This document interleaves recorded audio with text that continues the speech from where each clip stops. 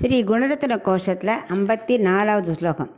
அதிசயித்தவானதிம் நாதோ மமந்த பபந்ததே ஹரதனுரசௌ வல்லி பஞ்ச பபஞ்ச ச மைதிலி அபி தசமுகீம் லூத்வா ரக்ஷகபந்தம் அனர்த்தயத் கிமிவ நபதி கர்த்தா त्वच्चाडु सुञ्जु मनोरथः.